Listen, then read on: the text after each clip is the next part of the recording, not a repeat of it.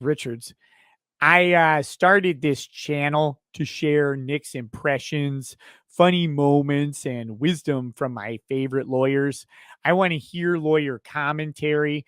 Anyone also cool with that should subscribe to my channel for more funny legal havoc clips and edits. That's Law Nerd Clips over on YouTube. Thank you. You see, they put all this stuff in here, and I'm trying to get to why the hell is he being arrested? You should have hush money. Here we go. Here we go. We got problems. I'm like, can we actually get to the actual facts rather than rather than Orange Man bad? Can we actually get to something resembling a legal case? That'd be great. Here it is. Here it is. We got to read like 4 paragraphs. Mr. Trump is expected to be charged in connection with hush money payments for payments his former fixer and lawyer Michael Cohen made to porn star Stormy Daniels, who claimed to have had an affair with Mr. Trump. Cohen made the $130,000 payment. We all know about the $130,000 payment to Ms. Daniels to bury her story. The payments came in the run-up to the 2016 presidential election, and Mr. Trump subsequently reimbursed Mr. Cohen. Prosecutors are expected to accuse Mr. Trump of overseeing a false recording of his reimbursements, which is generally a misdemeanor, in his company's internal records. The records falsely stated that the payment for Mr. Cohen were legal expenses. So this essentially is what they're banking on, right? He made this payment to Stormy Daniels. Falsification of business records is what we're trying to go for. And the fact that he said they were legal expenses, which I can kind of see, they are legal expenses, right? I like the first thing. All right, so they're saying they weren't legal expenses, right? Me paying $100,000 to Michael Cohen for Stormy Daniels. They're saying it's not the. So if you pay a settlement, do you consider that legal expenses? I mean, in the strictest possible sense, no, it's not a legal expense. I mean, strictly speaking, legal expenses are the fees that go to the lawyer. So strictly speaking, a settlement is not a legal expense. But in a colloquial sense, to be honest, although it's hyper technically, even I would use it to say, oh yeah, that's a legal expense. I mean, I'm being slightly imprecise in my language, but we don't always speak with utter precision every time we speak. So if I heard someone say this was a legal expense, I wouldn't go out of my way to correct them. You'd be like, all right, put it that way. Yeah, it's interesting, but they're saying it's not illegal expense. It's not a legal expense. This was this was something nefarious, right? This is technically correct is the best kind of correct, though. This is a little thin, though. But we haven't flushed it out because, again, I always say, let me see the evidence before. These are allegations. Again, these are allegations from the New York Times, which is really not really that great. So, we're just essentially reading out. There have been several signals that charges are imminent. So I've seen rumors swirl. I have not seen any facts yet, and so I don't know what's going to happen. But I do know this: the Manhattan District Attorney is a Soros-funded prosecutor. And so he, like other Soros-funded prosecutors, they weaponize their office to impose a political agenda on society at the expense of the rule of law and public safety. He has downgraded over 50% of the felonies to misdemeanors.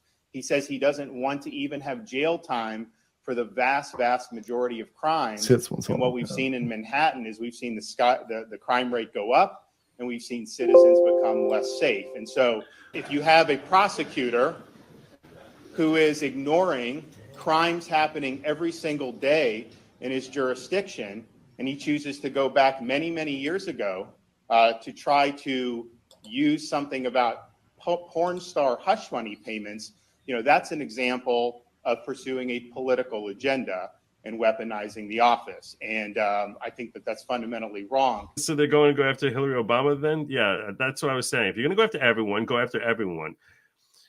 What did you think about my whole gray area thing? I was talking about that like a half hour ago. You're right. Like that's the risky proposition of it that I was talking about. We were saying very similar things, is that like if you're going after Trump, I mean, you're opening the door to go after everybody all the time. Now they think they're like, oh, but Trump was especially bad. Like he was extra. So blah, blah, blah, blah. But that's how they think. Right. Like that's their opinion of him. That's not how the Trump supporters or even general Republicans think about Trump. Even the Republicans who didn't really like Trump are kind of like, but like he's gone now, so we don't care anymore. There are not very many Republicans that I've encountered who are like, Trump is evil or whatever. They just thought he wasn't good. And now that he's out of office, his not goodness doesn't really matter. But the people who are like fully opposed to Trump, typically like a subset of Democrats who think that way, they think that he was Hitler.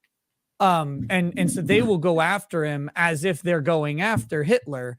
And they'll think that, well, no one will go after my person because my person isn't Hitler.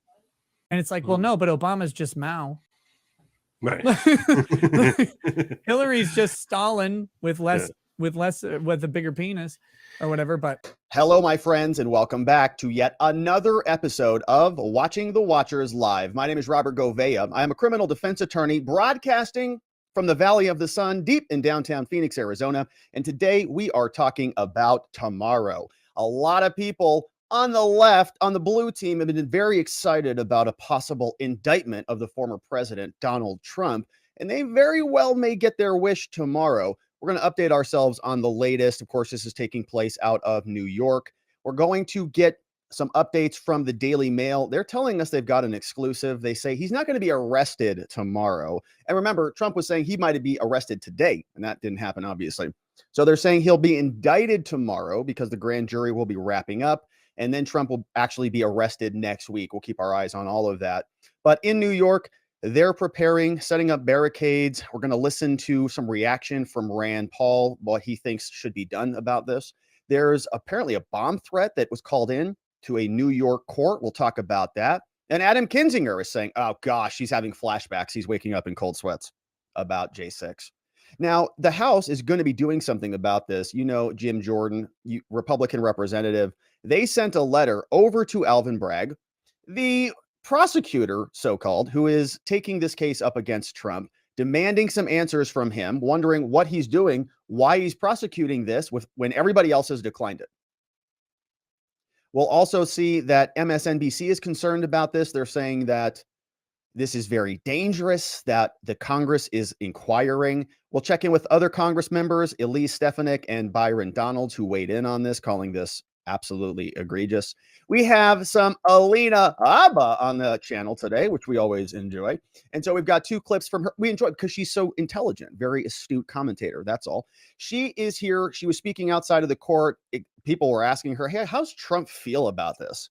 On the day before he gets indicted, the day before this historic event takes place. How's he doing? So we'll listen to her. We also have another comment from her talking about double standards in our justice system, wondering why Trump is under the Inquisition and other people are not. Now, Trump did comment on some of this stuff over on CPAC when he was speaking there. We'll listen to some of that, and that'll all be in the first segment as well. So we'll go through the latest on the Trump.